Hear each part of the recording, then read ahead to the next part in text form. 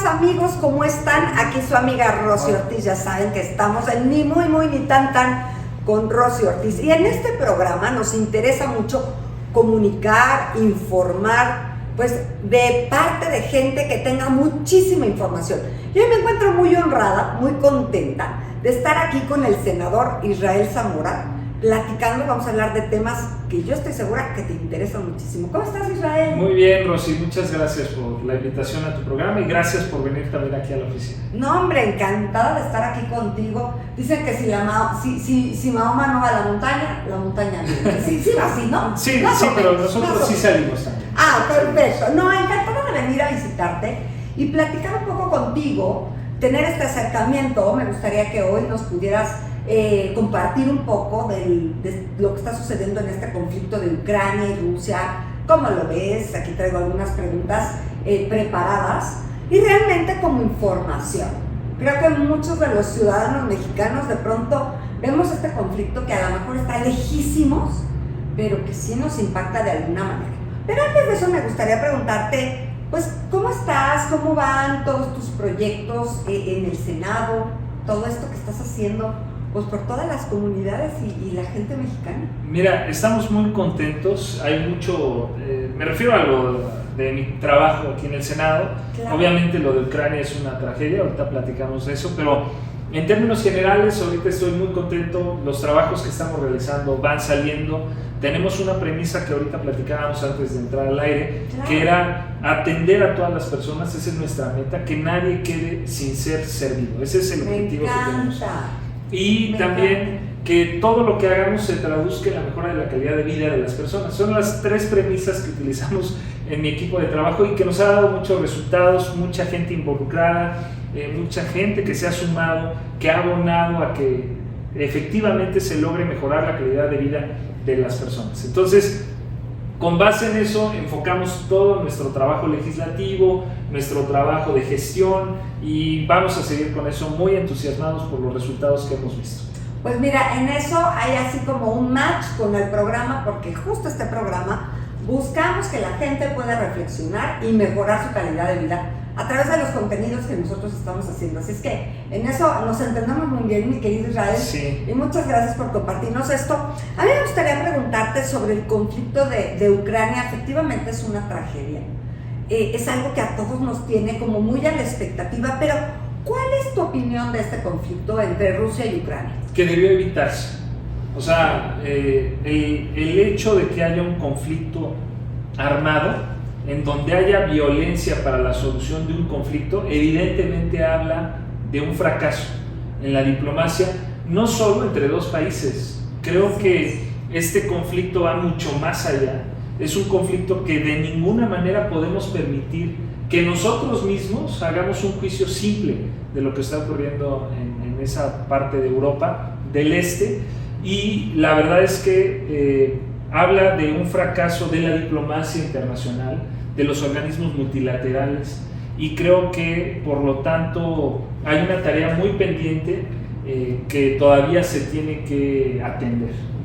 Claro, y como dices tú, tenemos que poner mucha atención a la situación en sí, ¿no? Porque es terrible que en esta época, yo pienso que después de la pandemia estemos viendo guerra. Creo que a todos nos sensibilizó mucho la pandemia, y que estas cosas pasen son terribles. ¿Cómo crees tú que este conflicto ha golpeado a Rusia, ha tenido un impacto en Rusia? ¿Qué opinas de esto? Mira, yo creo, a diferencia de otros conflictos bélicos en la historia de la humanidad, este es muy particular por lo que platicábamos también hace ratito. La información, la velocidad con la que fluye la información de lo que está ocurriendo a más de 9,000 kilómetros, 10,000, 11,000 kilómetros de la Ciudad de México. Sucede algo, alguien lo sube a Twitter y tú ya lo ves. En tiempo real, ¿no? Prácticamente en tiempo real. Ves, hace no mucho, hace unos días yo veía en CNN, ¿no? Estaba el reportero en Kiev y atrás en ese momento de repente comienzan a verse ahí unas explosiones. Claro. Y pues tú puedes tener una idea de lo que está ocurriendo con base en eso que puedes ver en tiempo real. Eso genera que la opinión pública esté mucho más informada que en la Segunda Guerra Mundial. O sea, en la Segunda Guerra Mundial no olvidemos que mucho de lo que ocurrió con el Holocausto no se supo durante la guerra. se supo mucho tiempo después. Y aquí quiero ser bien claro que no estoy comparándolo, no estamos en una situación similar a lo que está ocurriendo actualmente, simplemente quiero hacer el símil de lo que ocurría con la información en ese tiempo de la Segunda Guerra Mundial y lo que está ocurriendo actualmente en Ucrania. Claro. Todo eso hace, de manera a veces lamentablemente sesgada, que la opinión pública arme un juicio. Muchas veces los juicios de la opinión pública son simples y eso hay que tenerlo bien presente. O sea, claro, en un tema tan delicado, mi primer consejo ¿cuál es? No armemos un juicio simple, porque este conflicto se gestó, tiene un origen de décadas, no es que hace 4 días haya iniciado el conflicto, no, es un conflicto de décadas, que sería irresponsable tomar un partido nada más por lo que vemos en los titulares de las noticias en Facebook. Claro. Yo veo ahí en mi muro que me sale una noticia de CNN, leo el título y ese título me puede sesgar, o leo una de RT y ese título de RT me puede sesgar, o leo uno de Al Jazeera, que te estoy hablando de 3 visiones distintas de análisis de las noticias, y cualquier título me puede sesgar, porque a veces ni me doy a la tarea de abrir a ver qué dice la noticia, de leer el contexto. Y también, pues, el primer consejo es que no caigamos en eso, que no nos equivoquemos, que no por salir en una tendencia, como todas las tendencias de Twitter, que nos subamos a este conflicto que es gravísimo. Claro. O sea, hay quienes dicen que después de la Segunda Guerra Mundial no había habido un acto o un evento tan trágico como lo que está ocurriendo, porque sucede en el corazón de Europa. También a veces ese mismo comentario, pues oye, y lo que está ocurriendo en Siria, que no tiene la misma importancia, o lo que está ocurriendo en otros lugares. Entonces, es un tema sumamente complejo que demanda de cada uno de nosotros responsabilidad de informarnos, armar nuestro juicio y que pensemos no 2 veces, 3, 4, 5, 6 veces lo que vamos a decir, lo que vamos a postear, porque muchas veces la información es propaganda. La guerra no solo son cañones que salen y van a matar a gente, también son cañones de propaganda que llegan por medios que la finalidad de la propaganda es que no nos demos cuenta que es propaganda. Esa es una de sus características, que estamos siendo bombardeados por propaganda sin saber qué es propaganda. Claro. Lo primero es mi consejo muy respetuoso a todos, que en este conflicto, a diferencia de otros temas que están de coyuntura, como a veces les llamamos, en este nos detengamos, porque lo que está en juego es probablemente la historia de la humanidad. Así es, yo creo que sí, seguramente, y creo que esto que nos comentas es importante recalcarlo y remarcarlo. Si vas a ver información, cuida la fuente, ¿no? Uh-huh. Y estudiar y leer, como dices tú, irte unos pasitos para atrás para entender un poquito más, y me parece muy certero lo que dices de no hacer juicios. Sí, tan someros, ¿no? A veces, créeme que, ¿qué les recomiendo yo? Bueno, para contestarte la pregunta que le di muchísimas vueltas, Rosy, discúlpame, no pero... No te preocupes, es una sugerencia muy importante. Rusia, que por supuesto que la opinión de Rusia en este momento a nivel internacional, creo que no es la que Rusia quería.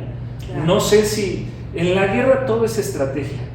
O sea, no quiero compararlo con el ajedrez, porque no puede compararse algo así con el ajedrez, pero sí se trata mucho de estrategia, y el paso que dio Rusia, te apuesto que fue producto de un análisis que ellos hicieron, en donde midieron las consecuencias y los escenarios, y ellos ya van, yo creo, la otra parte, Ucrania, estoy seguro que también tiene su estrategia, y van 5 o 6 veces en escenarios más adelantados que a lo mejor lo que está ocurriendo ahorita. Claro. Pero creo que a Rusia, no sé en qué medida, no sé si realmente Rusia había dimensionado el impacto negativo que iba a tener esa acción. México, ¿cuál es la posición de México? Bueno, creo que ahorita lo vamos a ver. Pero sí, platícanos, porque es muy importante. Sí. De pronto creo que, y escucho a muchas personas decir, pero está sucediendo lejísimos.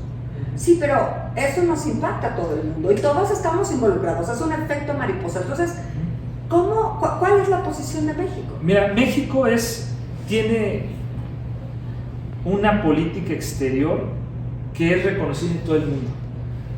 Creo que es una de las políticas exteriores más prestigiosas o prestigiadas del mundo, la de México. Lo que dice México en los organismos multilaterales, aunque parezca que muchos lo ignoran, pero siempre se escuchan, siempre se toma en cuenta la opinión de México, ya no digamos en el continente americano y latinoamericano, sino en el mundo. Y México tiene unos principios bien claros en materia de relaciones exteriores. Uno de ellos es la no intervención. O sea, yo no me meto en lo que no me importa, en mis problemas yo no, porque ¿cómo voy a demandar después que tú, un estado soberano de otro país, no te metas en mis problemas? México no tiene por qué andarse metiendo en los asuntos que no son de su competencia. Ese es lo primero.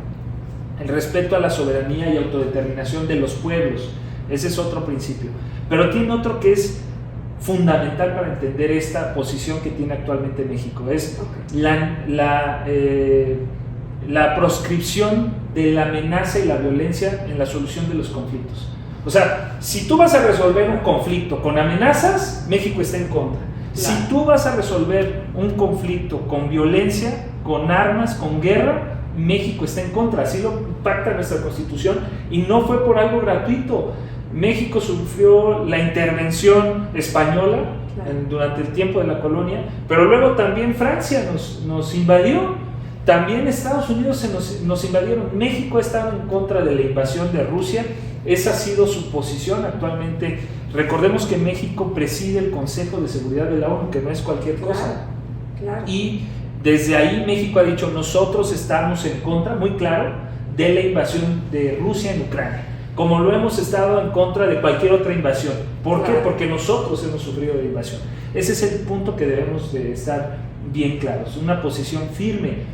¿En qué otra cosa ha estado en contra México? Que cuando precisamente en el Consejo de Seguridad se iba a reclamar esta posición de Rusia, Rusia vetó, porque recordemos que Rusia es uno de los integrantes permanentes del Consejo de Seguridad de la ONU y tiene un derecho a veto.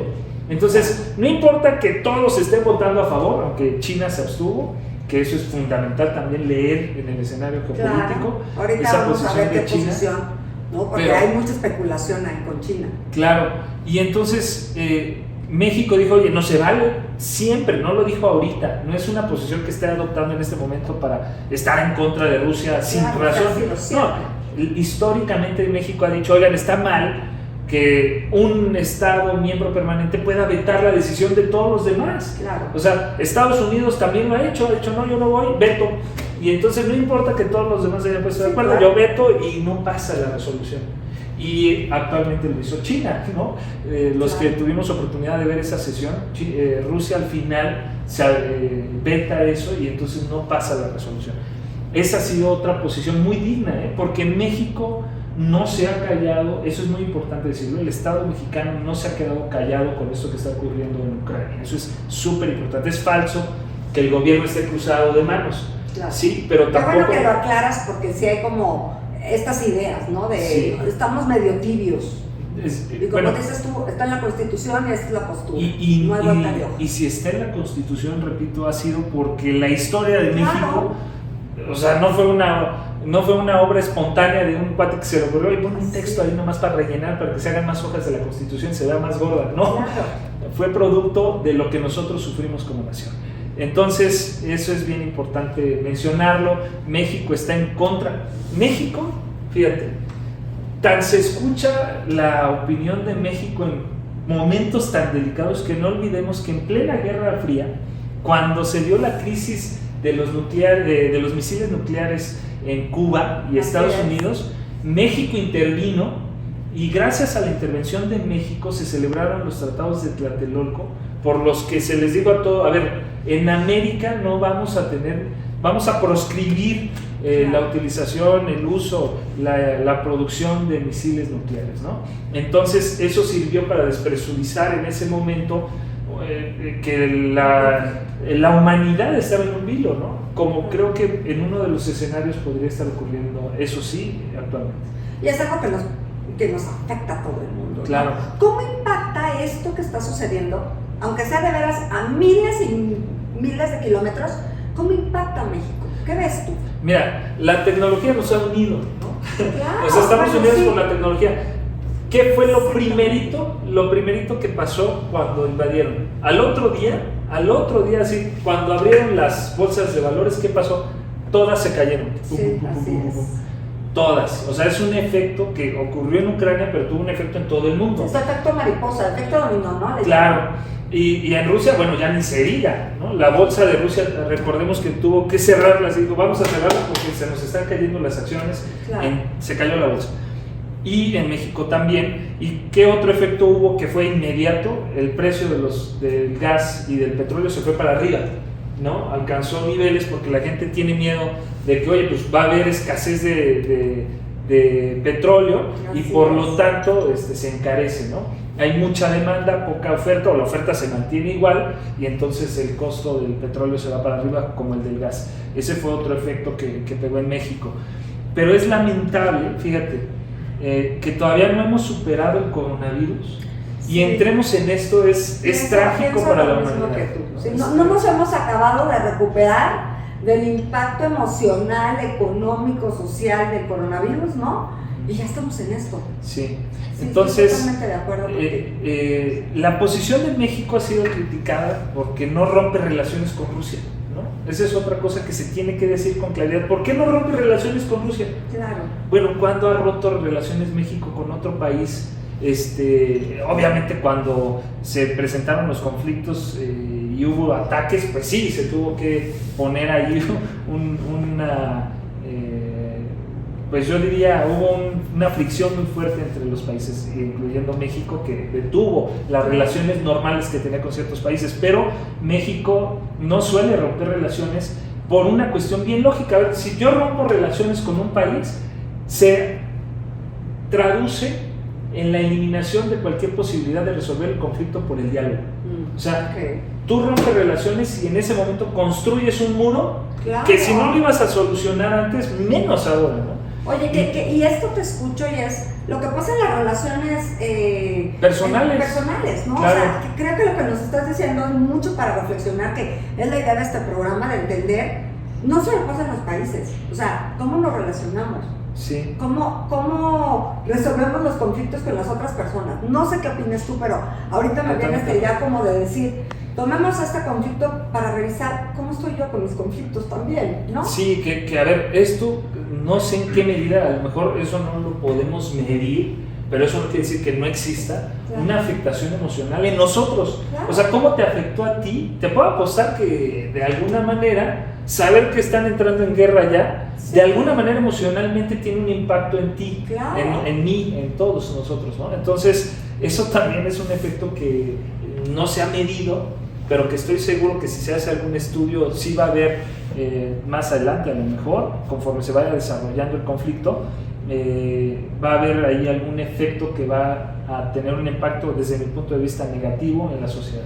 Pero interesante lo que nos comentas, ¿no? ¿Por qué no se rompen relaciones? Porque entonces no hay forma, sí, de dialogar y, sí, solucionar este conflicto. Y bueno, me parece que es muy claro lo que nos comentas. Claro, y México, ¿por qué es importante? Porque lleva buena relación en general con todos los países. Así es. Y te decía, imagínate si México rompe relaciones en ese momento que ocurrió lo de Cuba y Estados Unidos, si hubiera roto relaciones, ¿cómo se hubieran celebrado el Tratado de Tlatelolco?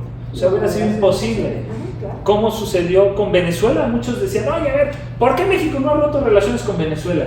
¿Y dónde se dieron las pláticas para tratar de solucionar el conflicto en Venezuela? En México. México fue el espacio neutro en donde dijo, a ver, vamos a generar un espacio neutro en donde las partes que están muy confrontadas al grado que llegan también a la violencia puedan dialogar. Fue México. Aquí se llevaron hace no muchos meses los diálogos para también tratar de solucionar lo que estaba ocurriendo en ese momento en Venezuela. Entonces, México, desde mi punto de vista, ha hecho un papel como mediador extraordinario en la historia de la humanidad. Recordemos cuántas personas lograron llegar a México en el momento que se dio la Segunda Guerra Mundial, cuántos judíos México no pudo recibir, gracias también a esas buenas relaciones, o más bien a su buena política exterior, más que buenas relaciones, a su buena política exterior, ¿no? A seguir al pie de la letra los principios constitucionales que rigen a la política exterior mexicana. Es súper interesante lo que nos platicas. ¿Y tú qué crees que pueda pasar? con este conflicto? Mira, yo creo que hay muchos escenarios. Hace poquito alguien me preguntaba ahí en Instagram si creía que esto podía escalar hasta llegar a tener el grado de una guerra nuclear. Exacto. Yo Ese creo es el temor que hay, ¿no? Sí, yo creo que sin caer en caos, ¿no? O sea, a la sociedad, precisamente por eso se tiene que seguir insistiendo en que ese problema se resuelva a través del diálogo. Ayer, ya alcanzaron algunos acuerdos entre Ucrania y Rusia. Por eso, ¿por qué México se va a pelear con una de esas naciones en este momento? Sería un error desde mi punto de vista conflictuarse con cualquiera de las dos, porque ahorita puede actuar como mediador. Exacto. De manera neutra, tiene el valor, el peso moral para poder ir y servir como mediador, inclusive en caso de que fuera necesario. Pero aún Rusia y Ucrania han logrado acuerdos. Parece imposible, pero dijeron ayer: oye, vamos a hacer un cese al fuego para permitir crear un corredor en donde se puedan evacuar a los civiles. Claro. Ese es un logro. ¿Y por qué México no podría mantener ese diálogo, ¿no? O sea, esa es la posición que yo sigo respaldando, que México debe tener, una posición neutra, una posición muy firme, porque también, como decíamos, muchos van a empezar a presionar a México de: oye, a ver, como tú dices, como en las relaciones personales, se pelean los papás. Con melón o con sandía. Sí, ¿no? y los papás dicen: a ver, elige a uno. Exacto. Y elegir a uno implica olvidar al otro, ¿no? Claro. Entonces creo que, en su justa dimensión, creo que es un principio que cualquiera de nosotros conoce, que se debería de seguir también en este momento, en este conflicto tan complejo. Y es interesante que nos platiques esto, porque tenemos que entender también como mexicanos que la política exterior tiene sus procedimientos, sus bases, sus reglas. No es lo que diga el presidente, no es lo que diga el pueblo. O sea, está escrito, ¿no? Como nos decías, en base a todo lo que ha sucedido y protegiendo también al país, ¿no? Claro, los intereses de México, ese es el principal objetivo de la política exterior mexicana: defender los intereses de los mexicanos, ¿no? Su vida. O sea, que no nos pongamos a generar, imagínate, generar un conflicto. Suficientes problemas tenemos ahorita en nuestro país que hay que resolver, incluso también de violencia, como para todavía generar más conflictos con una nación extranjera, ¿no? En una cuestión ya que se vuelve de seguridad nacional, evidentemente, y que generaría muchos problemas adicionales. Entonces, yo lo que creo que sigue es que va a escalar. No sé hasta dónde el conflicto. México, su posición, ¿cuál ha sido? Aquí en el Senado yo suscribí, junto con otros compañeros que tienen una larga trayectoria en la vida diplomática de México, como el senador a quien aprecio mucho, el senador Héctor Vasconcelos, hijo del gran José Vasconcelos, y él, como diplomático, nos invitó a todos a firmar, a todos los que formamos parte de la Comisión de Relaciones Exteriores, un documento en donde invitamos a que la representación de México en el Consejo de Seguridad de la ONU invite a las partes a celebrar un acuerdo en donde se comprometan a no utilizar armas nucleares en ese conflicto. Imagínate que lo lográramos. Imagínate que la representación mexicana lograra que se firmara un acuerdo entre las partes que están ahorita en conflicto, en donde se garantizara la no utilización de armamento nuclear. Eso sería fantástico, ¿no? Entonces, el problema es que en situaciones tan complejas como esta, se tiene que hacer un análisis de prospectiva, en donde analices todos los escenarios posibles y no descartes ninguno, porque si sería irresponsable, sería muy irresponsable decir: no te preocupes, no va a haber utilización de armas nucleares. Ay, ¿con base en qué? Claro. Y al contrario, si tú tienes ese escenario como un escenario posible, te apuesto que vas a hacer todo lo que esté en tus manos como nación, como Estados Unidos, como China, como Rusia, como Ucrania, como la Unión Europea, como Alemania, Francia, España. Vas a hacer todo lo que esté en tus manos porque tú tienes ese escenario como un escenario posible, y vas a hacer todo lo posible porque no ocurra, ¿no? Entonces, creo que esa debe ser la posición: creer que esto puede llegar a escalar hasta una guerra nuclear, para que con base en eso se hagan todos los esfuerzos para inhibir, para desactivar esa posibilidad.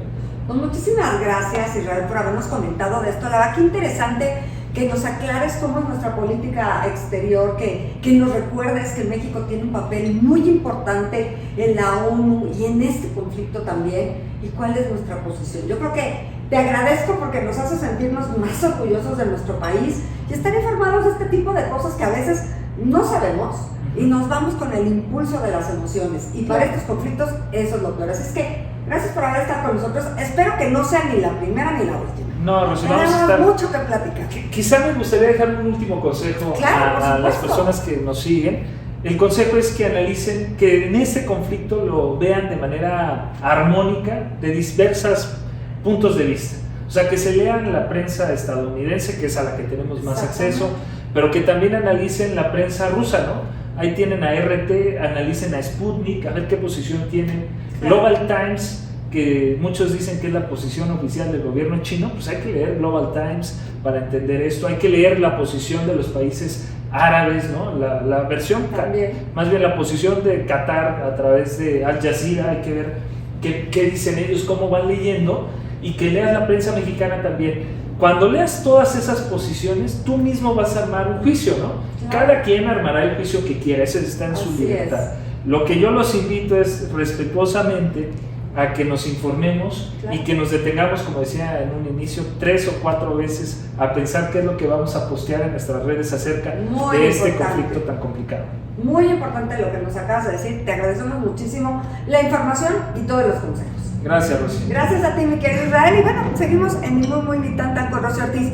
Tomen en cuenta estos consejos, no se vayan, regresamos.